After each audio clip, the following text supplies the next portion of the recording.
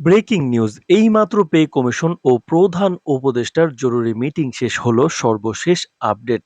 তো দর্শক, সম্পূর্ণ ভিডিওটি দেখুন এবং শুরুতেই চ্যানেলটি সাবস্ক্রাইব করে রাখুন নবম পে স্কেলের সকল গুরুত্বপূর্ণ আপডেট সমূহ পরবর্তীতে সবার আগে পেতে। তো দর্শক, সরকারি কর্মচারীদের মধ্যে আজকের দিনটি ছিল বিশেষভাবে গুরুত্বপূর্ণ। দেশ জুড়ে সরকারি কর্মকর্তা এবং সংশ্লিষ্ট সবাই মুখিয়েছিলেন পে কমিশন ও প্রধান উপদেষ্টার জরুরি মিটিংয়ের ফলাফলের দিকে। জানা গেছে, আজ অনুষ্ঠিত এই গুরুত্বপূর্ণ বৈঠকে বেতন কাঠামো, নতুন পে স্কেল বাস্তবায়ন এবং বিভিন্ন ভাতা বৃদ্ধির বিষয়গুলো তর্ক-বিতর্ক শেষে চূড়ান্তভাবে আলোচনা করা হয়েছে। সূত্রের খবর অনুযায়ী মিটিংয়ে উপস্থিত ছিলেন পে কমিশনের সকল সদস্য এবং অর্থ মন্ত্রণালয়ের শীর্ষ কর্মকর্তারা। বৈঠকে কেন্দ্রীয়ভাবে আলোচনা হয়েছে নবম পে স্কেলের বাস্তবায়ন প্রক্রিয়া, গ্রেড অনুযায়ী বেতন বৃদ্ধি এবং সরকারি কর্মচারীদের জীবনযাত্রার ব্যয় সামাল দিতে আবাসন, চিকিৎসা, শিক্ষা ও যাতায়াত ভাতার সম্ভাব্য সমন্বয়। বিশেষভাবে প্রধান উপদেষ্টা বৈঠকে প্রস্তাবিত সব পরিবর্তনের উপর নিজের মন্তব্য রাখেন এবং সরকারের বর্তমান বাজেট ও অর্থনৈতিক অবস্থার আলোকে সিদ্ধান্ত গ্রহণের প্রক্রিয়া ত্বরান্বিত করার নির্দেশ দেন। তো দর্শক, উল্লেখযোগ্য বিষয় হলো, মিটিং শেষে জানানো হয়েছে যে নতুন বেতন কাঠামো কার্যকর করতে কিছুদিন বেশি সময় লাগলেও চূড়ান্ত প্রজ্ঞাপন খুব দ্রুত জারি করা হবে। কর্মচারী সমিতি ও সংশ্লিষ্টরা ইতিমধ্যেই এই আপডেটের জন্য উচ্ছ্বসিত এবং আশা প্রকাশ করেছেন যে এই নতুন কাঠামো তাদের আয় ও জীবনযাত্রার মান উন্নয়নে গুরুত্বপূর্ণ ভূমিকা রাখবে। তো দর্শক, ভিডিওটির এই মুহূর্ত পর্যন্ত এসে আমাদের নতুন চ্যানেলটি যারা সাবস্ক্রাইব করেননি, সাবস্ক্রাইব করে রাখুন পরবর্তীতে নবম পে স্কেলের পরবর্তী সকল আপডেট সবার আগে পেতে।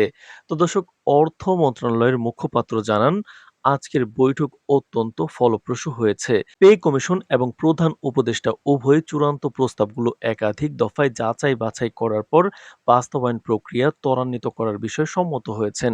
গ্রেড অনুযায়ী বেতন বৃদ্ধি, ভাতা এবং অন্যান্য সুবিধা বিষয়ে প্রাথমিক অনুমোদন প্রদান করা হয়েছে। অর্থ মন্ত্রণালয়ের সর্বশেষ আলোচনায় যে প্রস্তাব উপস্থাপন করা হয়েছে তাতে দেখা যায় ৯০ থেকে ১০০% পর্যন্ত বেতন বৃদ্ধির সুপারিশ করা হয়েছে।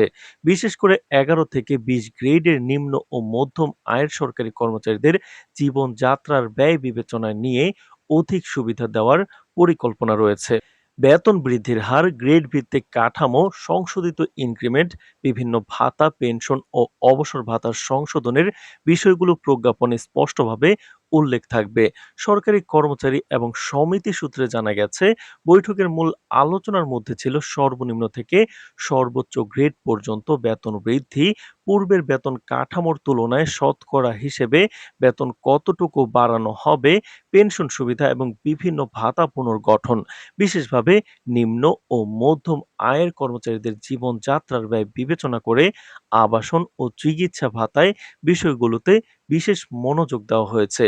এই জরুরি মিটিং এর পর আগামী কয়েকদিনে সরকারের চূড়ান্ত গেজেট প্রকাশের মাধ্যমে নবম পে স্কেলের বাস্তবায়ন কার্যক্রম শুরু হবে বলে জানা গেছে। সরকারি কর্মকর্তারা ইতিমধ্যেই আশা প্রকাশ করেছেন যে এই পরিবর্তন তাদের আর্থিক নিরাপত্তা এবং কর্মপ্রেরণা উভয়ই বৃদ্ধি করবে। তো দর্শক, নবম পে স্কেলের পরবর্তী আপডেট পেতে আমাদের চ্যানেলটি সাবস্ক্রাইব করে পাশে থাকুন। এই মুহূর্তে দেশের সরকারি কর্মচারীরা নিঃসন্দেহে নজর রাখছেন প্রতিটি আপডেটের দিকে এবং আগামী সপ্তাহগুলোতে পুরো নতুন বেতন কাঠামোর বাস্তবায়ন কবে শুরু হবে তা নিয়ে তাদের আগ্রহ তুঙ্গে রয়েছে। তো দর্শক, সেই সকল আপডেট আমরা নিয়মিত জানাবো। চ্যানেলটি সাবস্ক্রাইব করে রাখুন। আজ এ পর্যন্তই, ধন্যবাদ।